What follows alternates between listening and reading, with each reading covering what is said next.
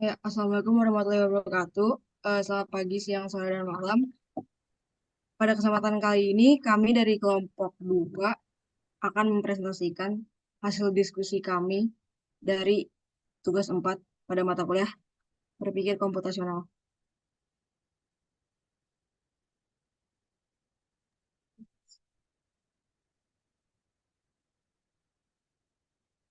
Ini ada nama-nama dari anggota kelompok kami.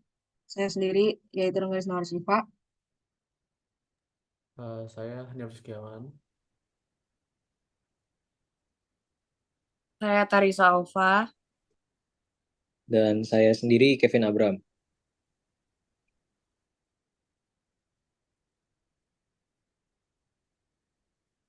Jadi pada tugas kali ini, kami diminta untuk mempelajari tentang beberapa algoritma, yaitu binary search, brute force, dan greedy dari materi yang sudah dikasih.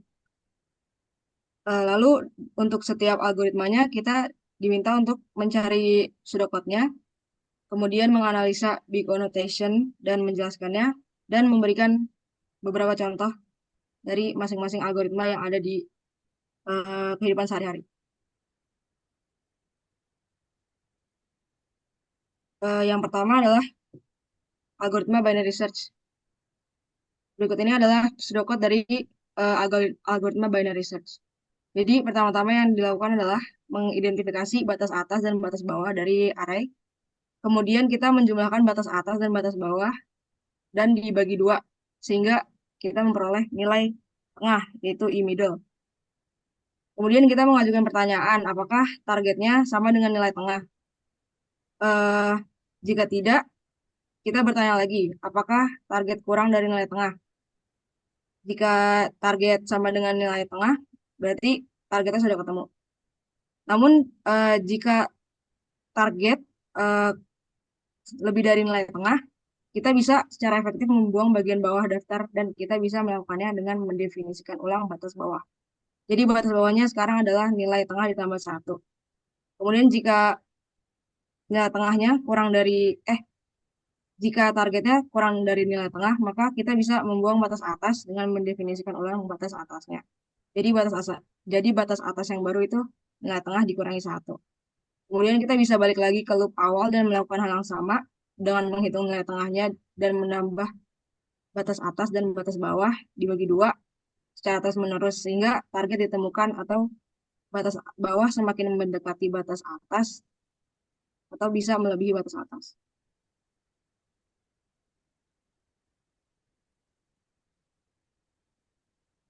Kemudian ada big O notation dari binary search itu sendiri. Ya, seperti yang sudah dijelaskan tadi, pencarian biner bekerja dengan membagi interval pencarian menjadi dua secara berulang. Prosesnya dimulai dengan membandingkan nilai target dengan elemen tengah dari array. Jika nilai target cocok dengan elemen tengah, pencarian berhasil. Jika tidak, pencarian dipersempit ke setengah bagian kiri atau kanan array, tergantung pada hasil perbandingan. Jadi, binary search ini memiliki uh, big annotation-nya O log n. Alasannya karena setiap langkah dalam binary search itu membagi ukuran input menjadi dua. Proses pembagian ini dapat direpresentasikan oleh fungsi logaritmik. Dalam daftar berukuran n, pencarian biner dapat menemukan elemen dalam paling banyak log n langkah. Kemudian ada contoh penggunaannya. Contoh penggunaan binary search itu sendiri pada pencarian nilai resistansi dalam jaringan. Dalam analisis rangkaian, kita seringkali perlu mencari nilai resistansi tertentu dalam daftar resistansi yang terurut. Binary search dapat digunakan untuk mempercepat pencarian nilai ini dibandingkan dengan pencarian linear. Kedua ada greedy algoritma. Di sini saya akan menjelaskan pseudocode-nya. Jadi di atas ada algoritma greedy. Nah, awalnya itu solusi yang diberikan adalah nilai 0. Kita melewatkan array dan jumlah elemen ke dalam algoritma greedy. Di dalam perulangan for, kita memilih salah satu elemen satu persatu dan memeriksa apakah solusi tersebut layak apa enggak.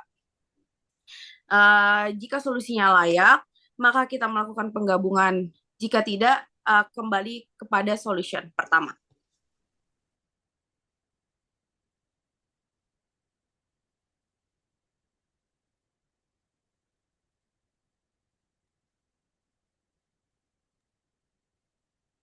Nah, kemudian lanjut ke big annotation-nya. Time complexity untuk greedy algorithm tergantung daripada case yang akan diselesaikan. Biasanya, greedy algorithm yang digunakan untuk kasus yang tidak memerlukan sorting dan berulang melalui array memiliki time complexity O n. Sedangkan untuk greedy algorithm yang digunakan untuk menyelesaikan kasus yang memerlukan sorting, seperti activity selection atau interval scheduling, memiliki time complexity O itu sama n log n. Sebab ada langkah-langkah menyortir dan O n perulangan. Maka secara keseluruhan, time complexity-nya adalah O n logaritma n.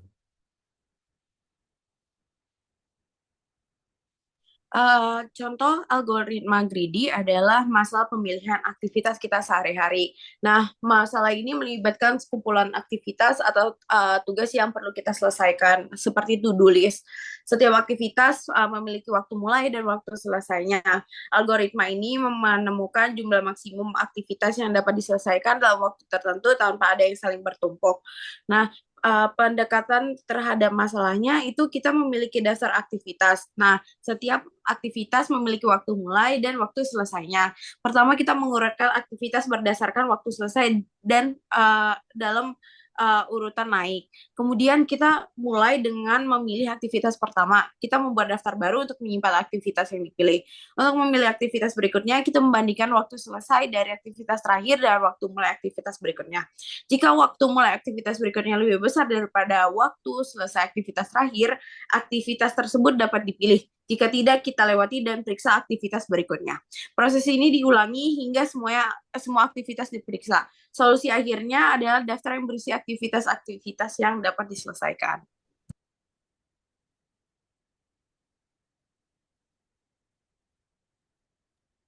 Oke, selanjutnya ada algoritma dari brute force.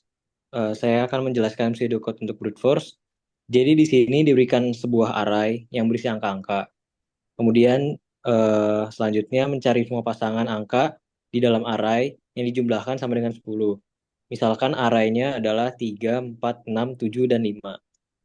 Untuk fungsi cari pasangan, itu menerima dua parameter, yaitu parameter array angka dan target jumlah. Dua loop for digunakan untuk memeriksa setiap pasangan elemen dalam array, dan jika jumlah dua elemen sama dengan target, dalam hal ini yaitu 10, pasangan tersebut dicetak. Pendekatan brute force ini mengecek semua kombinasi pasangan sehingga kompleksitas waktunya adalah O dalam kurung N pangkat 2.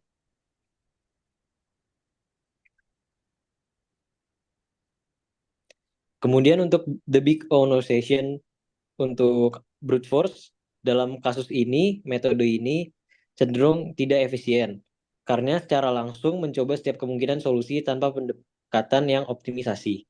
Hal ini biasanya membuat brute force memiliki kompleksitas waktu yang tinggi, seperti O dalam kurung N pangkat 2 atau lebih buruk. Karena seringkali terdapat dua loop bersarang yang memeriksa setiap pasangan elemen. Misalnya jika terdapat N elemen dalam sebuah array, algoritma brute force akan melakukan pengecekan terhadap N-1/2 pasangan yang menghasilkan kompleksitas O dalam kurung N pangkat 2.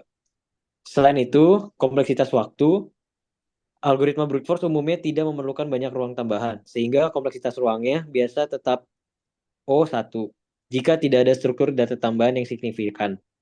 Kemudian, ada juga kasus di mana brute force menggunakan lebih banyak memori jika menyimpan banyak hasil antara atau kombinasi yang dihitung, yang dapat meningkatkan kompleksitas waktu ruangnya.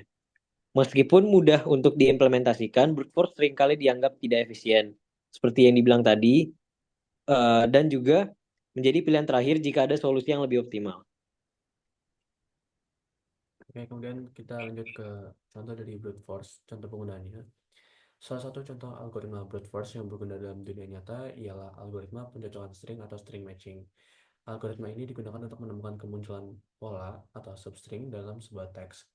Contoh kasusnya dalam dunia nyata itu mencari kata atau frasa dalam sebuah dokumen besar, seperti mencari nama atau istilah spesifik dalam laporan medis atau dokumen hukum.